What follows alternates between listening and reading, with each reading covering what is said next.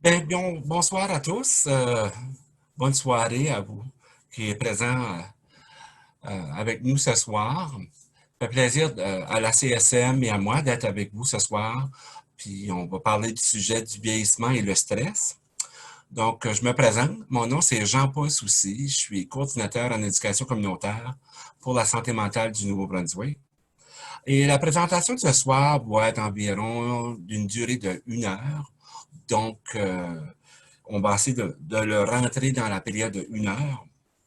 Donc, je vous remercie d'être avec nous ce soir pour participer à cet atelier, à ce webinaire qu'on vous offre.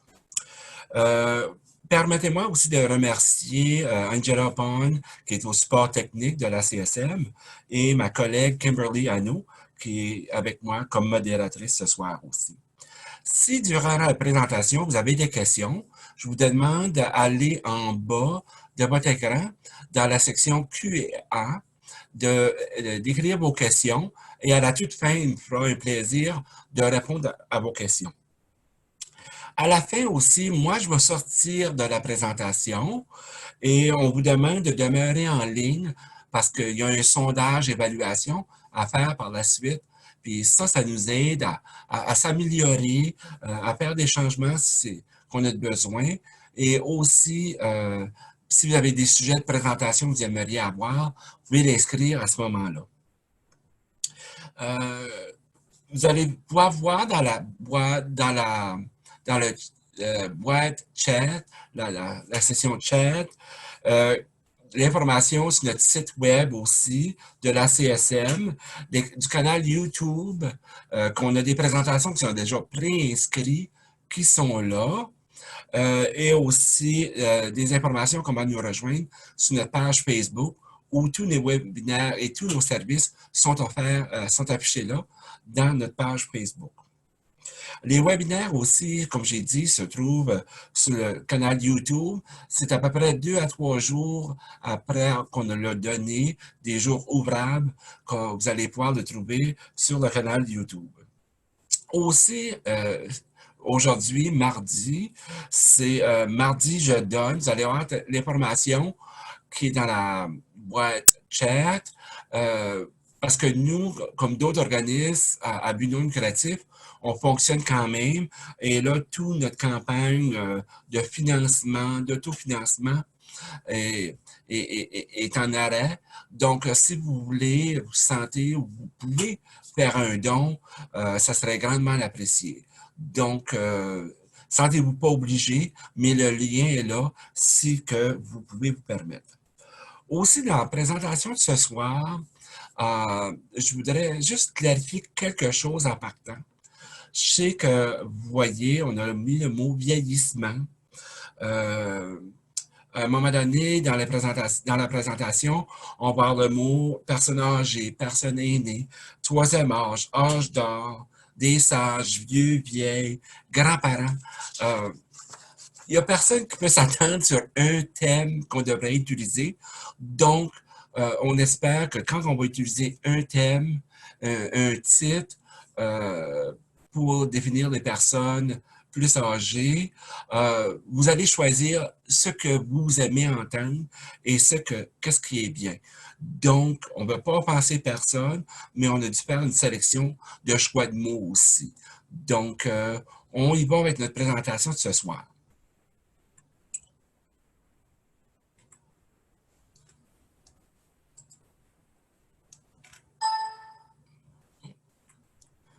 On était un peu trop vite.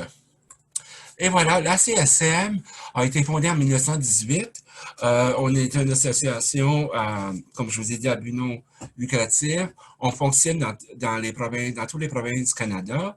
Et au Nouveau-Brunswick, on est dans chaque région et ça nous fait plaisir de desservir les gens, de donner des formations, soit à des groupes communautaires, à des groupes privés, à des entreprises. Donc, il y a plusieurs sujets qu'on touche. Vous pouvez voir toute l'information aussi qui se trouve sur notre page Facebook et sur notre site web. L'Association canadienne de la santé mentale du Nouveau-Brunswick. Au Nouveau-Brunswick, on a 18 endroits qu'on pouvait nous retrouver. Donc, nos 3 bureaux majeurs sont à Fredericton, Moncton et Saint-Jean. On a des programmes de coordinateurs en éducation communautaire, tout comme moi. On est 11 à la grandeur du Nouveau-Brunswick, qu'on s'est divisé le Nouveau-Brunswick pour desservir de plus en plus les gens. Il y a le programme aussi provincial de soutien pour les pères. Ça, c'est des gens qui ont passé au travers des situations de santé mentale qui peuvent aider des gens qui vivent la même chose, qui peuvent les accompagner. Il y a le programme d'emploi Working Strong Together. C'est travailler ensemble pour la santé mentale. Ça, c'est un programme pour l'emploi qui essaie d'améliorer la santé mentale, améliorer la santé physique, puis apporter les gens aussi au travail. Et que ça eux offre aussi un meilleur bien-être financier, puis permet de l'intégration communautaire aussi. L'an dernier, on est fiers de dire que l'ACSM du Nouveau-Brunswick a desservi plus de 75 000 citoyens au Nouveau-Brunswick. Donc, on est présent dans la grandeur de la province et ça nous fait plaisir de desservir les gens. Avec la situation présentement, on le fait à travers des webinaires, mais d'habitude, on se déplace dans vos communautés pour donner des présentations. Donc, attaquons notre sujet de ce soir, l'âge et le stress. En fait, on n'est pas aussi solide qu'on était avant. Donc, il faut accepter ça tant qu'on vieillit. On réalise qu'on ne peut plus faire autant qu'on faisait avant, qu'on n'a plus la même énergie. Puis, on voudrait bien en faire plus, mais là, il faut se faire des choix. Donc, ça, c'est important. Il y a la réalité de la maladie qui est présente aussi. Des fois, avec l'âge, la maladie vient, on est plus sensible à des petits bobos. Des fois, c'est des petits bobos qu'on a repoussés quand on était au travail ou en pleine santé, mais là, qui nous rattrapent aussi. Les enfants qui ont quitté la maison, qui ont fondé leur propre foyer. Donc, il y a une déconnexion qui se fait avec les enfants. Bon, il y a toujours les petits-enfants qui arrivent dans le portrait, mais il faut dire qu'il y a un manque qui va se passer là. Aussi, il y a des gens qui décèdent. Il y a des gens qu'on connaissait, des collègues de travail, des membres de la famille, puis des fois, ça peut être le conjoint-conjointe qui décède. Donc, on perd des personnes importantes. Puis ça peut gérer du stress en nous tant qu'on vieillit aussi. Donc, il faut faire attention aussi. Il y a la retraite. On dit qu'il faut se préparer à la retraite. C'est beau à dire de se préparer à la retraite, mais on ne sait pas comment gérer tout ce temps-là avant qu'on y soit rendu. On va faire beaucoup de préparation, mais quand on est sur place, c'est là qu'il faut prendre le temps de gérer, de se faire un agenda de la journée, savoir comment fonctionner. Donc, la retraite est importante. C'est un changement, ça peut être un facteur de stress si on ne prend pas le temps de bien le gérer à l'intérieur de nous. Il y a des changements de conditions de vie aussi. On n'est plus capable, on n'est plus peut-être aussi autonome qu'on était avant. Donc, faut qu'on dépende un petit peu plus des autres, faut qu'on cherche ou faut oser demander de l'aide. Puis à ce moment-là, on ne veut pas déplaire, on ne veut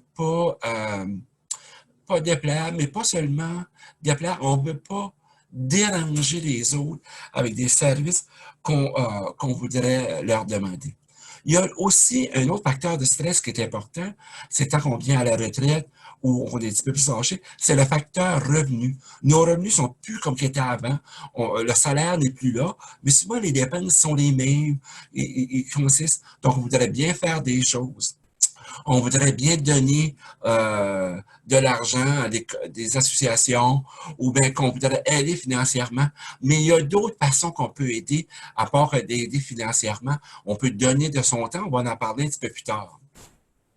Mais le facteur financier peut être un facteur de stress aussi, à force qu'on avance en âge.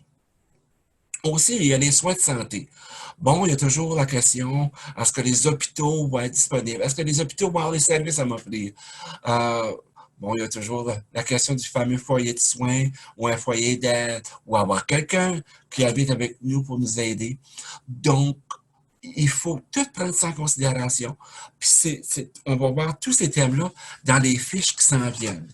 Donc, je vous laisse mijoter ça quand on parle d'un autre sujet. Puis vous allez voir, on va tous les toucher à la mesure que notre soirée et notre présentation avance. Des symptômes à court terme du stress physique. C'est ça que je veux, le premier sujet que je veux vous toucher avec vous. On a la peau sèche. Ça peut être très sèche. Moi, c'est quand on est nerveux ou quoi que ce soit, mais le stress, souvent, c'est la peau froide, la bouche sèche. On manque, on paraît qu'on boit beaucoup d'eau. On dirait que la soif est toujours là. Les mains, les pieds, les extrémités sont froides. On a la misère à se réchauffer. On transpire beaucoup. C'est comme, c'est des symptômes qui vont être pour tout le monde aussi. Une respiration très rapide, un pouls qui est un petit peu plus élevé, même très élevé. On va avoir des tensions musculaires, là. Souvent au niveau des épaules, dans le cou, dans la nuque, là, on va sentir ça serré. Là. Ça peut même nous donner des nausées, qu'on a mal au cœur. On ne sait pas pourquoi. On n'a pas mangé, on n'a rien fait de différent, mais on peut avoir ces nausées-là. Puis il y a toujours ces papillons-là, quand on a le stress, là, qui sont dans notre ventre, dans notre estomac, puis ça nous gigote. Là. Puis un petit peu plus, ben là, on peut courir un petit peu plus aux salles de bain aussi. Vous allez voir, c'est soit que c'est tout un ou tout l'autre pour l'histoire de la salle de bain. Il y a un sentiment d'être toujours pressé, qu'on court après notre temps, qu'on court après qu'est-ce qu'on va faire, puis qu'on ne peut pas pogner le dessus de qu'est-ce qu'on veut faire. Donc ça, c'est des symptômes physiques. Puis ça, c'est des réactions humaines, puis tout le monde va avoir ça. Puis on va avoir ça dans notre cadre de vie, qu'on soit une personne âgée ou non. C'est des symptômes qu'on va avoir, puis notre corps nous donne des signes, puis on va réagir différemment. Chaque personne va répondre différemment, physiquement, puis émotionnellement aussi. Puis vous allez voir que ça va nous apporter des changements de notre corps aussi. Donc, des symptômes à long terme du stress physique, ben, il va y avoir l'insomnie. Ça aussi, ça peut être d'un extrême à l'autre. Qu'est-ce qu'on va réviser ces points ici, les 7 points? Ça peut être d'un extrême à l'autre. C'est pas seulement pour les personnes qui sont un peu plus âgées, c'est pour tout le monde en général. Il va y avoir le changement sur le plan de l'appétit. Soit qu'on va manger beaucoup, comme des fois on est stressé, on va passer au travers du bocal de crème glacée, ou qu'on ne voudra pas manger pantoute, qu'on n'aura pas faim, qu'on n'aura pas envie de cuisiner. Il y a les troubles sexuels, il y a les douleurs. Comme je vous dis, parce qu'on avait les muscles stressés, il va y avoir des douleurs qui souvent qui vont se passer sur les épaules, dans la nuque, dans le haut du dos ou dans le bas du dos. Souvent, c'est là que ça va se passer. Il va y avoir d'autres douleurs aussi, parce que là, à cause du stress, on va être plus sensible à nos petits bobos. Il va y avoir un rhume fréquent souvent qui va se présenter. C'est pas le temps de la grippe, c'est pas le temps des allergies, puis on va avoir un rhume, puis pour aucune raison. Puis on n'aura pas d'énergie pour faire ce qu'on faisait auparavant. Il va nous manquer un petit pouce là, pour aller un petit peu plus loin pour faire ça. On sait qu'on est capable, c'est pas à cause de l'âge, c'est juste que notre stress nous arrête à aller plus loin, de faire ce qu'on voulait faire, puis qu'est-ce qu'on est capable de faire aussi. Puis la fatigue peut nous empêcher au niveau de notre vie sociale aussi. C'est ça qu'il faut faire attention. Puis comme j'ai dit, on va avoir tendance à tout découvrir nos petits bobos qu'on ne voyait pas avant, mais là on va être plus sensible à ce qui nous habite à l'intérieur. Donc, le stress va augmenter ces petits bobos-là, pas vraiment, mais on va se sentir, on va les ressentir un peu plus. Donc, comment gérer les changements physiques? Ben, tant qu'on vieillit, il est en fait naturel que notre corps, il y a des changements. Ça se peut qu'on soit un petit peu plus fatigué, plus rapidement. Ça, c'est normal. Parce que dans le passé, on avait plus d'énergie, on était plus jeune aussi. Donc, on se sentait moins fatigué vite. On peut sentir plus souvent de nos petites maladies. Euh, vous ne verrez pas, vous n'entendrez pas aussi bien que ce que vous étiez jeune aussi. Donc, l'oubli va descendre. Il y a des petites choses qu'on peut voir les changements, c'est ça qu'on va voir. Premièrement, il faut accepter la réalité. Si vous oubliez ces changements, vous et les gens autour de vous profiteront plus de la vie.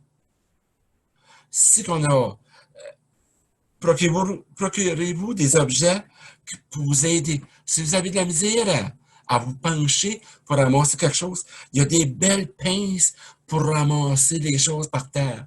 Vous avez besoin de quelque chose pour lire, il y a des belles lunettes, bien belles lunettes, pour faire de la lecture aussi. Donc, on s'adapte, on amène ce qu'on a besoin à notre réalité.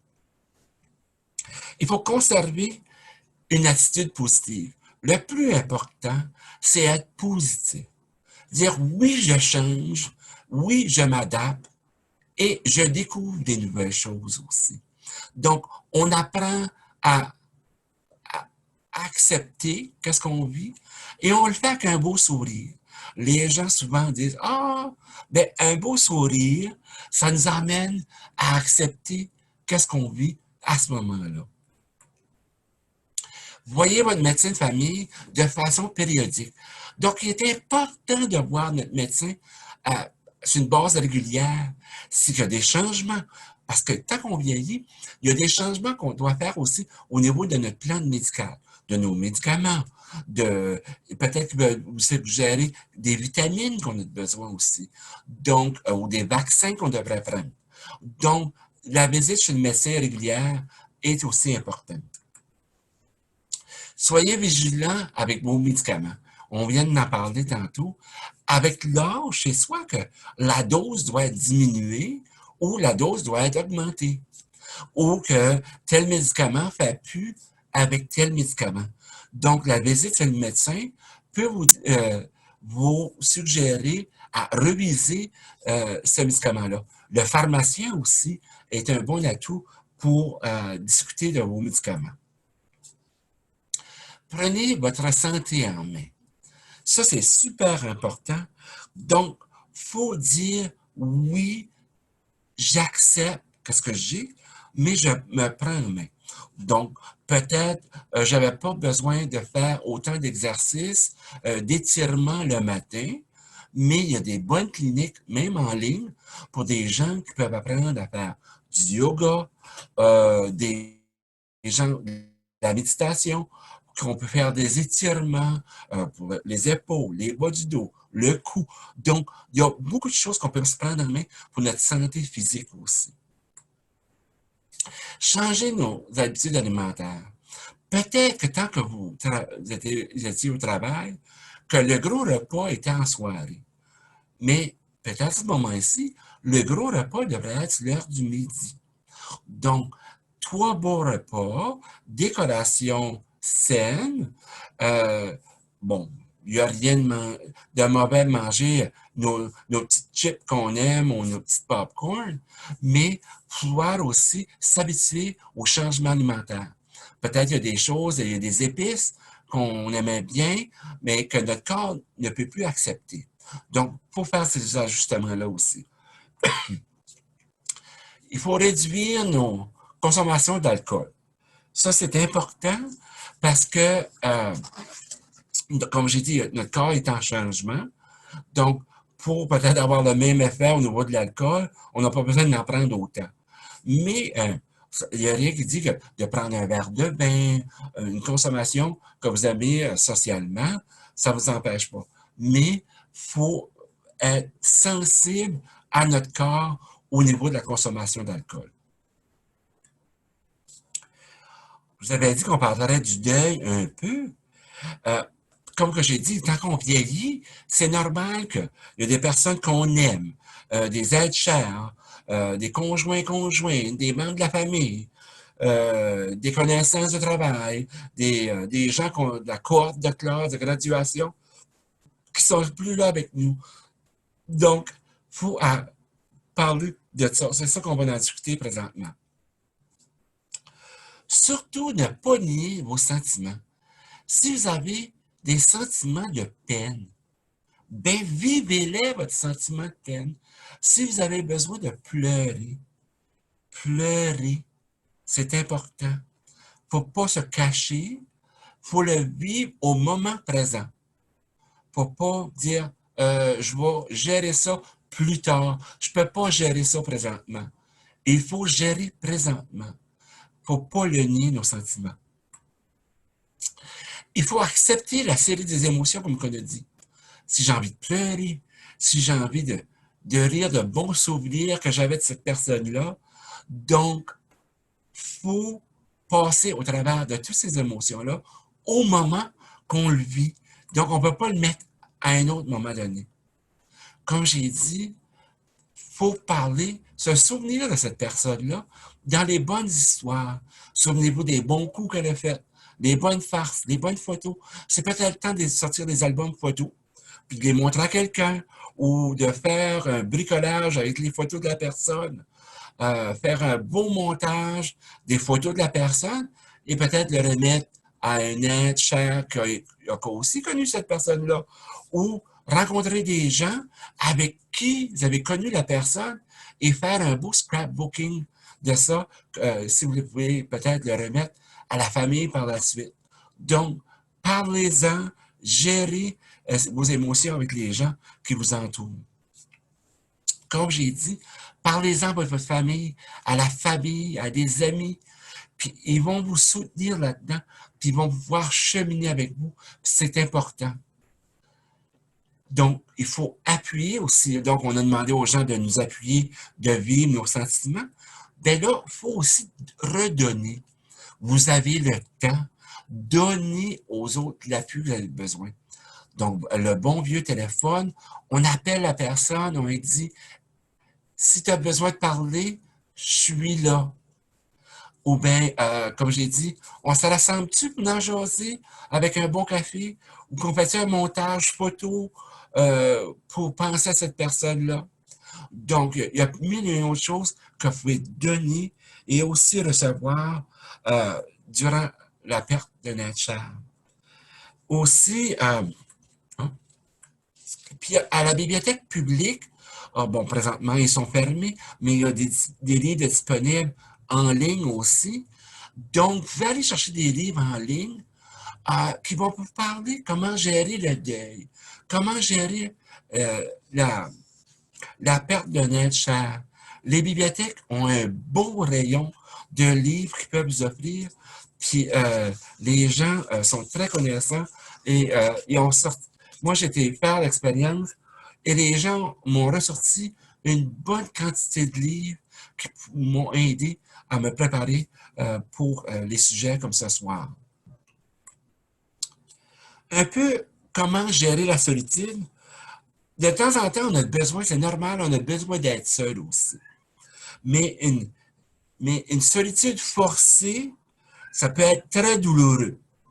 Puis ça peut nous apporter à sentir inutile, déjà très déprimé. Puis là, on ne veut plus se mélanger avec la famille. Puis on ne veut plus non plus aller rencontrer nos amis. On ne veut plus que, souvent, même plus voir nos enfants, parce que là, on veut être seul. Donc, il faut faire attention à ces moments-là de solitude. Mais on va essayer de voir comment on peut gérer ça. Il faut rester actif et chercher à créer des nouveaux liens. Aller, bien là, quand la COVID va être finie, aller à l'extérieur, aller rencontrer les gens ou appeler les gens, faisait des activités en ligne, des rencontres sociales. Moi, je sais, j'ai fait des repas avec ma famille en ligne, avec Facebook, avec d'autres services qui sont offerts.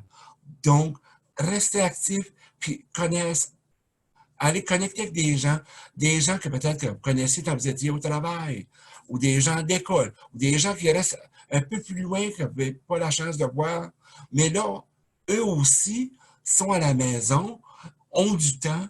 Donc, on va prendre le repas, puis on va parler d'un peu de tout, d'un peu de rien. Rester en contact aussi avec des jeunes enfants. Donc, c'est important de voir les petits-enfants, d'aller voir des neveux, des nièces, ou s'impliquer aussi dans des activités communautaires pour les jeunes. Vous allez voir, ils vont vous emporter plein de techniques. Puis là, en plus, si vous voulez faire des activités en ligne à partir de votre ordinateur, ils vont pouvoir vous aider parce qu'eux autres, ils sont à la fine pointe de la technologie. Donc, d'autres activités que vous pouvez faire aussi avec les jeunes, c'est aller faire de la lecture dans les classes à l'école. Donc, les enseignants, ils aiment beaucoup ça. Puis aussi, dans les cours d'histoire, les jeunes aiment apprendre comment ça se passait dans votre temps, de votre travail, de vos connaissances. Donc, le système scolaire, il invite toujours des gens retraités à bien prendre part, ou peut-être même l'heure de récréation, enseigner le tricot aux enfants. Moi, je sais, j'ai déjà fait ça avec un groupe, puis c'est surprenant. On a même dû refuser des jeunes parce que le nombre était devenu trop gros. Donc, la connexion avec ces jeunes-là, ça a été formidable. Il faut apprendre à reconnaître nos signes de dépression, puis aussi les gérer. Comme j'ai dit, les gérer au moment présent. Pas dire, oh, je vais régler ça un peu plus tard, ça, je vais gérer ça plus tard. Je passe par-dessus ça et non. Je vous dis, gérez-les au moment présent. Vivez-les à leur maximum, mais savoir aussi reconnaître ces signes-là de dépression. On a parlé des signes tantôt. Tu dis, ah, là, c'est le temps que je m'entoure de jeunes un peu, là. C'est le temps que j'aille prendre une marche. C'est le temps que je me trouve un bon livre, ou que je regarde un film drôle, ou que je me mets la meilleure chanson que j'aime, puis je suis tout seul dans le salon, puis pourquoi pas que je danse, ou que je bouge, que j'oublie ce moment qui est un peu plus sombre. Donc, aussi, comment, ce qui est important, c'est gérer notre retraite. Souvent, les gens disent, oh, à ma retraite, moi, je vais avoir des projets. À ma retraite, je vais faire ci. À ma retraite, je vais faire ça. Souvent, la retraite arrive, on planifie. Souvent, on planifie quand on va la prendre. On la prend au début de l'été. Là, on fait du jardin, on fait des fleurs, on est dehors. Mais là, l'hiver arrive, on peut moins sortir. Donc, il faut avoir préparé les moments qu'on est un peu plus à l'intérieur de la maison aussi. Là, c'est important de faire une liste de qu'est-ce qu'on est capable, puis qu'est-ce qu'on est bon. Donc, comme je vous ai dit tantôt, peut-être je suis bon en tricot, ben, je vais aller donner un cours de tricot à l'école, ou bien à la bibliothèque aussi, il y a des groupes de tricot, il y a des centres d'activité dans chaque région de la province du Nouveau-Brunswick. Je peux m'impliquer dans ces groupes-là. Euh, En premier, c'est juste peut-être aller me mélanger au groupe.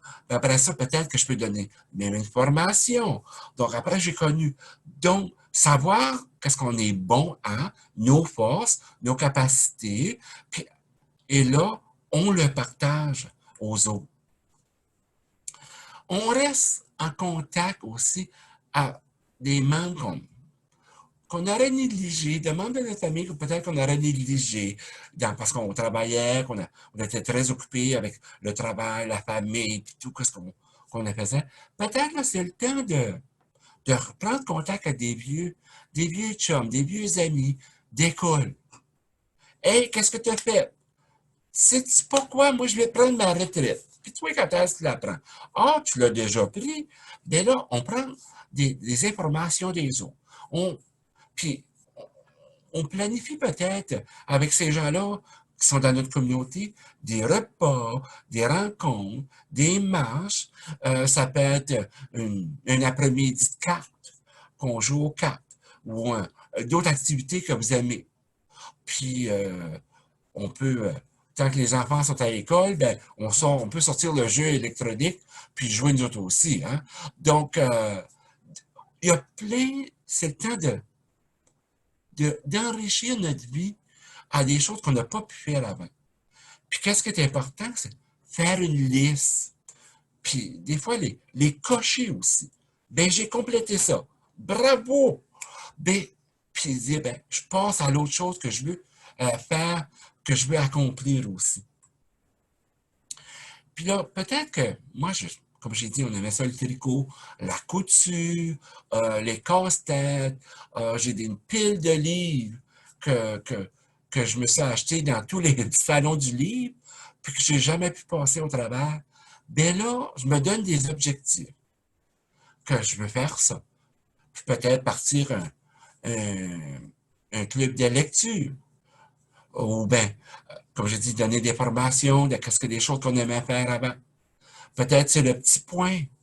Peut-être c'est le travaux de bois. Peut-être c'est le jardinage. Il y a plein de choses qu'on aimait faire, puis qu'on n'avait pas le temps.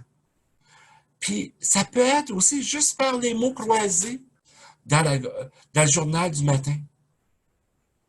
Puis ça peut être aussi simple, puis c'est pas simple, c'est une activité que moi j'aime faire, c'est avoir un livre à colorier.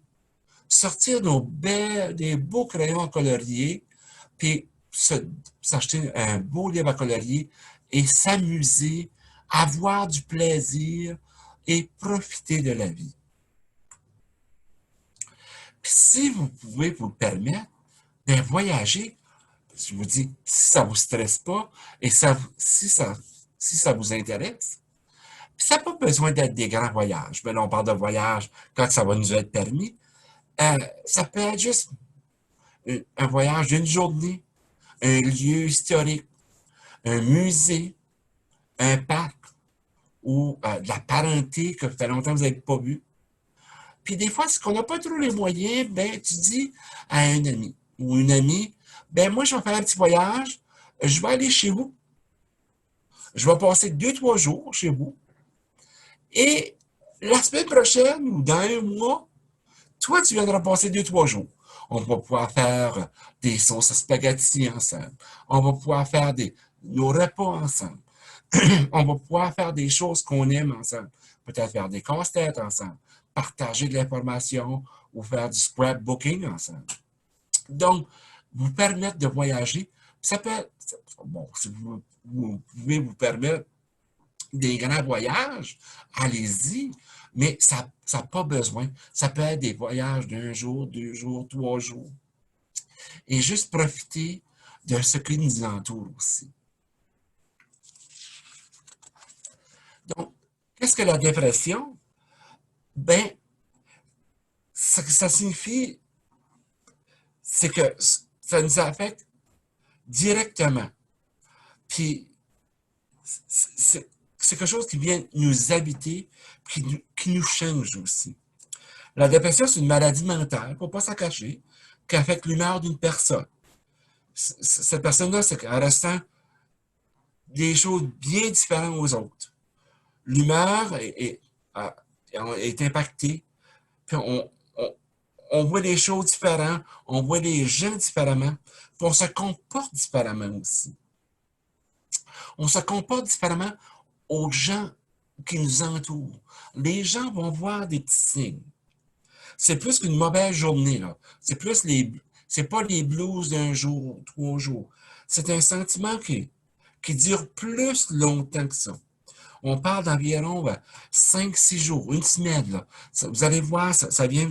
Puis ça, c'est sans soutien comme le traitement, la dépression peut durer longtemps aussi. Si on s'en occupe pas, si on va pas chercher l'aide qu'on a besoin, ça va s'étirer, puis là, ça va venir un moment qu'on ne pourra plus le gérer non plus. Les signes de dépression incluent se sentir triste, qu'on est sans valeur, sans espoir. Puis on se sent coupable de toutes les choses. Puis on est anxieux, anxieuse. La plupart du temps, ça vient nous habiter, cela. Certains se sentent irritables, puis nos colères. Donc, on est comme des montagnes russes, là. On joue, là, on est en colère, nos humeurs changent facilement. Les gens perdent tout intérêt aussi des choses qu'ils aiment, puis qu'ils n'apprécient plus la vie comme avant, puis ils vont se retirer des autres. Puis la dépression, ça peut rendre difficile aussi de se concentrer sur des tâches qu'on voulait faire, puis qu'on se souvient on ne se souvient plus de toute l'information parce que la dépression nous empêche de s'en souvenir. Puis il peut être difficile de se concentrer durant cette période-là, d'apprendre des nouvelles choses aussi, ou de prendre des décisions. Parce que là, les décisions sont ambivalentes. On ne sait plus où pencher, ou qu'on va prendre des décisions drastiques aussi. La dépression peut changer la façon dont les gens mangent, comme on a dit, puis qu'ils dorment. Puis beaucoup de personnes, ils vont éprouver des problèmes de santé physique. Ça, on a parlé un petit peu plus tôt.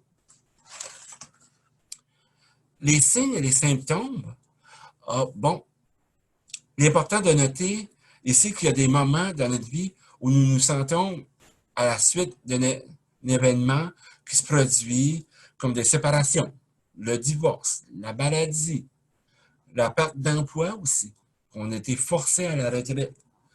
Nous nous sentirons qu'on est plus bas, qu'on est en colère, qu'on est frustré, qu'on a une perte de contrôle.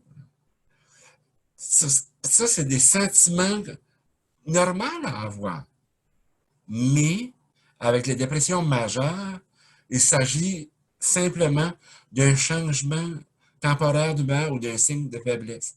Il s'agit d'une condition médicale, d'une situation médicale réelle, avec des nombreux symptômes qu'on a vus tantôt, des symptômes émotionnels, physiques, nos comportements vont changer, puis ça va être cognitif aussi. Donc, il peut s'agir du trouble profondément douloureux, affligeant, qui peut rarement être surmonté sans aide extérieure aussi. Une dépression majeure, on va avoir besoin de l'aide extérieure qui vienne nous aider à cheminer là-dedans. C'est une maladie qui a besoin d'un traitement. Donc, une dépression majeure, il ne faut pas avoir honte de ça. C'est comme toute autre maladie. C'est comme avoir la diabète, des problèmes de cholestérol. Donc, une dépression, c'est normal de rencontrer le médecin et y en jaser. L'âge et le sexe peuvent également avoir un impact sur la façon dont les gens vivent la dépression majeure. Les mâles vont éprouver souvent de la colère ou qui vont être plus irritables par rapport à la tristesse. Ce qui rend la dépression plus difficile puis moins facile à reconnaître aussi. Les jeunes et les personnes âgées peuvent éprouver des changements d'humeur durable aussi, qui sont rejetés par erreur, comme une partie normale de grandir ou de vieillir. Ils vont dire, « Oh, c'est pas si grave que ça, c'est normal, la vie change parce que je vieillis. » Ben non, il faut penser à ces choses-là. Puis d'autres symptômes, bon, on va se sentir triste, sans valeur, désespéré, coupable. Si ça arrive, c'est de notre faute. Anxieux, comme on a parlé tantôt. Sentir de la colère, irritable. Souvent, on va se retirer des groupes, on ne voudra plus être sociable. Ça peut même aller dans une dépression majeure, qu'on a des pensées suicidaires. Il y a une perte d'intérêt au plaisir des activités ou des passe-temps qu'on aimait. On aimait peut-être aller au bingo ou des activités sociales. Mais là, ça ne nous tentera plus d'y aller. Ça ne tentera plus de voir personne. Donc, il faut faire attention tant qu'on voit ces symptômes-là chez nous et chez les autres aussi. Puis, il y a des méthodes pour faire face au stress. Il y a des modes de vie à long terme. Vous allez voir, capacité d'attendre et de planifier les changements. Il faut, comme j'ai dit, mode de vie à long terme, il faut voir les choses qui s'en viennent pour pas les vivre subitement. Comme j'ai dit tantôt, tant qu'on fait la liste des choses qu'on veut accomplir, qu'on va devoir gérer. Donc, on fait cette liste-là. Donc, on n'est pas pris par surprise par une tonne de choses. Il peut y avoir des petites surprises ici et là, mais la plupart du temps, on voit les choses qu'on a préparées sur une bonne feuille de papier. La capacité d'attendre et de planifier les changements. Bien, avoir toujours l'option A, l'option B, l'option C, de ne pas avoir peur de créer des nouvelles possibilités, puis d'être vraiment créatif dans des possibilités à nos problèmes aussi. La force de voir, la force de vos relations avec la famille et les amis survivants.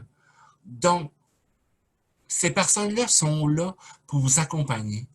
Donc, il ne faut pas se gêner d'aller vers les autres puis lui demander de l'aide aussi. Aussi, votre volonté de rester intéressé, impliqué dans votre vie. Bien, c'est votre vie, c'est qu'est-ce que vous voulez accomplir. Bien là, vous avez tout le temps que vous voulez.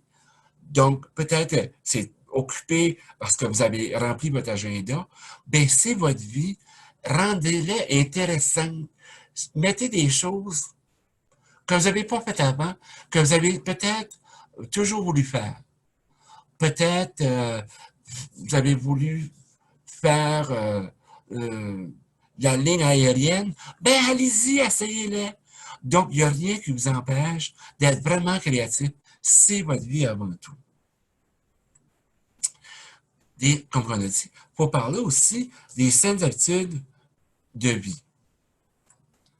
Le repos. Bon, on dit, on a plus de temps.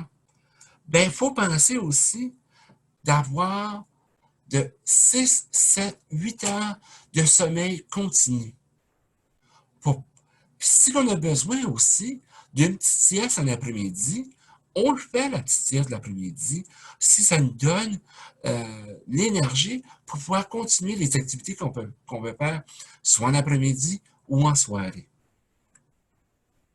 L'exercice. On dit qu'il faut au moins faire 20 minutes d'exercice 5 fois par semaine. Donc, 20 minutes 5 fois par semaine. Ça peut dire pas 5 minutes que je marche pour aller faire l'épicerie, là. Donc, 5 minutes, 20 minutes que je consacre à aller prendre une marche, à aller faire le tour de la maison, à peut-être monter et descendre l'escalier. Puis ça augmente notre capacité cardiaque, puis ça nous fait libérer des endorphines dans notre corps, puis ça nous rend plus heureux, plus d'énergie, plus de créatif aussi. L'exercice est très important. Ça peut être le yoga aussi. Donc, il y a plein d'autres choses que vous pouvez faire. Communication. Donc, parlez de vos sentiments. N'ayez pas peur de parler des choses qui vous tiennent à cœur, des choses que vous vivez. Je suis sûr qu'on a tous des amis de confiance, qu'on peut en jaser à cette personne-là, soit à l'entour d'un café, de bons téléphones, puis développer cette relation-là avec cette personne-là. Peut-être que ce n'est pas votre conjoint. Peut-être que ce n'est pas quelqu'un de la famille. Ça peut être quelqu'un de l'externe. Mais c'est important de trouver une personne avec qui vous avez une communication ouverte, que vous pouvez parler de ce que vous ressentez à l'intérieur. L'organisation. Donc, comme j'ai dit tantôt, il faut faire un effort supplémentaire. On dit, on est à la retraite, notre journée est ouverte, je la laisse ouverte. Non, c'est important de s'organiser. Toute votre vie, vous avez été organisé. Bon, on peut l'organiser sans trop en mettre, mais on a des choses qu'on veut accomplir. Puis c'est important peut-être de détailler les choses. Bon, le lavage, c'est pas juste faire, aujourd'hui, je vais faire le ménage de la maison. Bien, détaillez-le. Le ménage du salon, le ménage de la cuisine, le ménage de la salle de bain. Que vous pouvez aller par la suite et barrer ce que vous avez accompli dans votre liste. Donc ça va vous encourager, vous dire, hey, j'ai tout fait ça sur ma liste aujourd'hui, faut pas que je lâche, je suis capable. Puis, il ne faut pas avoir peur aussi. Il y a des choses qu'on ne peut pas faire. Je ne peux pas, peut-être pas tout racler mon terrain. Il ne faut pas avoir peur de demander de l'aide ou faire avec un jeu avec vos petits-enfants ou avec les neveux et les nièces. Venez, on va faire un plaisir à qui peut ramasser le plus de feuilles, qui peut ramasser plus de branches sur le terrain, qui peut ramasser plus d'herbes dans les fleurs. Donc, le travail peut être amusant, puis il ne faut pas avoir la peur aussi de déléguer des tâches avec conjoint ou des gens qui vous entourent. Peut-être qu'ils ne le feront pas comme vous le faisiez, de la même façon, au même moment, mais ça va être complété. Puis quand eux vont le faire pour vous, ça vous donne du temps pour faire d'autres choses que vous aimez. Donc, déléguer est très important. Quand j'ai parlé tantôt, la thérapie du jeu. Faire des choses amusantes, peut-être des tâches ménagères ou d'autres choses, mais faites-les en vous amusant aussi.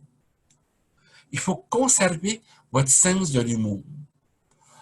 Peut-être apprendre une petite joke, une petite farce, puis c'est la farce que vous allez compter à plein de monde durant la semaine.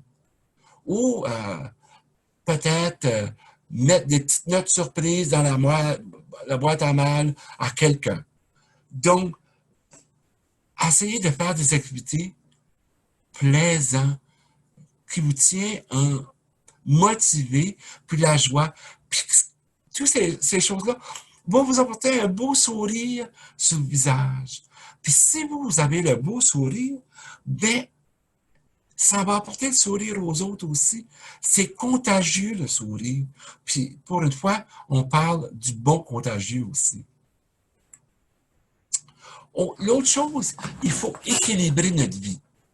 Ben là, il ne faut pas, dans notre liste qu'on se fait, juste faire des choses qu'on doit faire ou qui est nécessaire à notre vie, à notre routine quotidienne.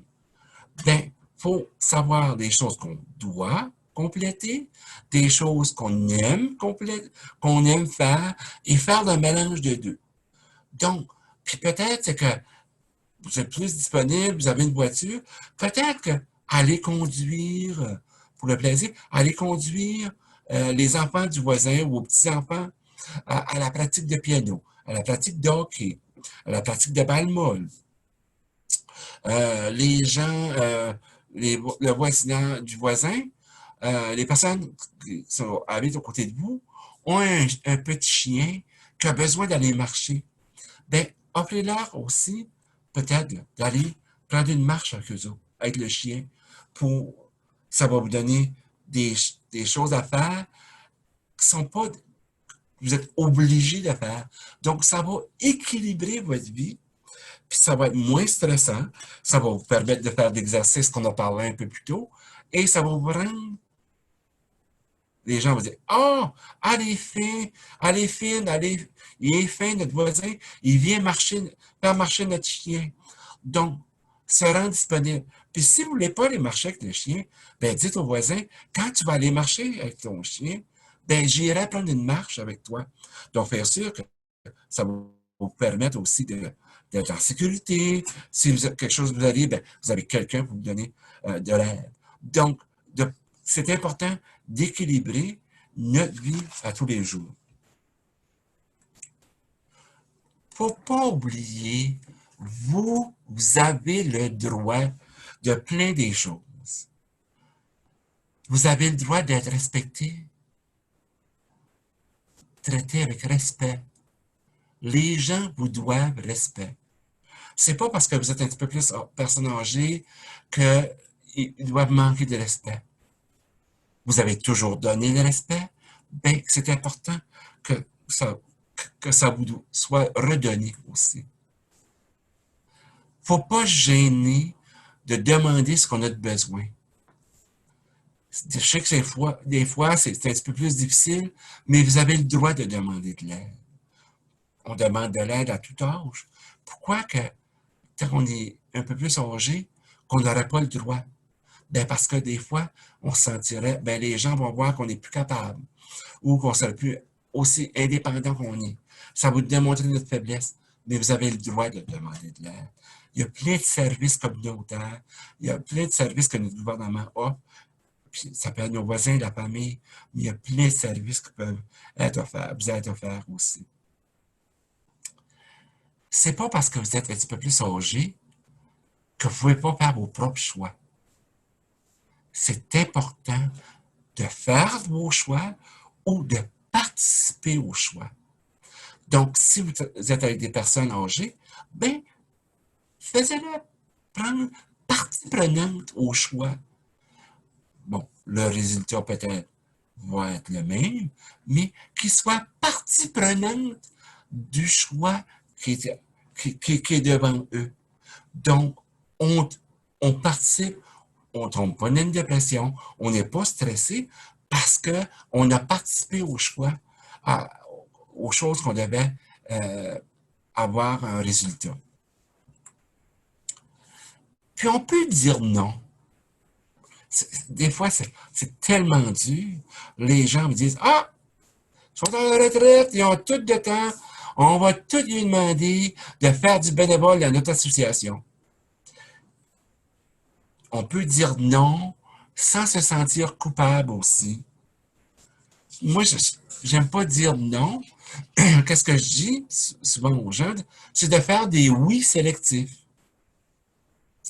Dire oui, je vais en faire, ou bien oui, j'aurais aimé ça, mais c'est pas possible parce que je me suis engagé à faire plein d'autres choses.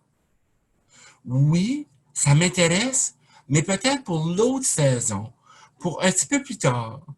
Oui, ça m'intéresse quand que je vais trouver de la place dans mon agenda, tant que je pourrai trouver du temps. Comme j'ai dit, c'est important d'équilibrer sa vie. Des choses qu'on doit faire, des choses qu'on aime et des choses qu'on peut donner à notre communauté aussi. De prendre le temps de penser. Si quelqu'un vous demande quelque chose, vous n'êtes pas obligé de lui répondre tout de suite. Vous pouvez lui dire, je vais y réfléchir, je vais te revenir. Si un ou une amie vous demande de faire un grand voyage avec eux, ou un petit voyage, ou un voyage quelconque, ben, vous pouvez leur dire, je vais vous revenir. Prendre le temps de réfléchir, un recul, y penser, oui, non, pourquoi, peut-être un petit peu plus tard. Donc, puis revenir à la personne. Il n'y a rien qui vous empêche de prendre une décision hâtive. Donc, prendre le temps, respecter le temps, donnez-vous du temps. Ça, c'est très, très important. Aussi, il faut avoir du plaisir. Du plaisir dans ce que vous faites à tous les jours comme les tâches, mais du plaisir aussi à faire les choses en groupe. Aimer, puis avoir de beaux sourires. Puis le sourire, on va en parler un petit peu plus tard. Je vois qu'on a une question qui vient de nous arriver. Donc, c'est très important d'avoir du plaisir. Donc, on a eu une question, je vais aller répondre tout de suite. La question qu'on a... Oh, je vais passer à l'autre fiche, on revient à la question. Donc, cette fiche ici, il vous démontre aussi les références et les sources qu'on a utilisées pour faire cette présentation ici. Donc, comme je vous ai dit, moi, je suis Jean-Paul Soucy, je travaille pour la CSM et je suis coordinateur en éducation communautaire. Si jamais, après la présentation, vous avez des questions, vous avez mon courriel, vous pouvez me l'envoyer aussi. Donc, si vous avez des questions, vous pouvez aller dans la section Q&A et on va essayer d'y répondre ou peut-être trouver une solution ensemble à la réponse, pour trouver une réponse. Donc, on a une question. La question est, pourquoi c'est devenu si difficile à sourire alors que c'était plus facile avant? Ben, je peux vous donner plein de réponses, plein de suggestions de réponses, mais je pense que les gens occupent beaucoup de leur temps aussi. Ils vivent avec la technologie. Il y a des gens qui vont dire la technologie, avec leur cellulaire, avec leur tablette, qui sont il y a plus individuels. Mais je me dis, faut pas lâcher prise. Faut, quand que nous on sort, qu'on a notre beau sourire sur notre visage. Je vous invite à faire le test. Lors de votre prochaine sortie, mettez sur votre visage votre plus beau sourire. Et remarquez combien de gens vous allez rencontrer. Et à force que vous allez avoir votre beau sourire, que eux aussi vont mettre sur leur visage leur sourire. La deuxième visite, faites-la, si c'est à même endroit, aucun sourire. Je ne dis pas vous avoir un visage de quelqu'un de très triste non plus, juste un visage sans sourire. Et vous allez voir les gens alentour de vous se forceront pas aussi à se mettre leur sourire sur leur visage. Donc, je pense qu'on se doit comme personne des outils et de mettre notre sourire sur notre visage et de mettre un beau sourire. Ou bien, la prochaine fois que vous allez chez votre médecin, vous êtes dans la salle d'attente, mettez votre beau sourire. Souvent, les gens dans le bureau du médecin n'ont pas un sourire. Mettez un beau sourire, regardez les gens et vous allez voir, la personne va vous retourner ce sourire-là. Je sais que c'est peut-être moins difficile, c'est plus difficile qu'avant, mais forçons-nous à sourire et vous allez voir, les autres vont venir à sourire. Soyons porteurs de bonheur et de sourire et les autres vont nous accompagner. Donc, s'il y a d'autres questions, ça va me faire plaisir de les répondre. Sinon, je vous invite aussi d'aller voir notre page Facebook, notre site web de l'acsm.ca pour voir les autres webinaires ou les autres ateliers qui s'en viennent, qui vont être chez vous prochainement. Donc, puis d'y participer. Donc, s'il n'y a pas d'autres questions, moi, je vous quitte et je vous invite à rester afin de pouvoir répondre le sondage, l'évaluation et à la prochaine. Bonne semaine. On fait le beau sourire et on se le partage et vous allez être des agents du sourire dans votre communauté. Bonne semaine. À la prochaine.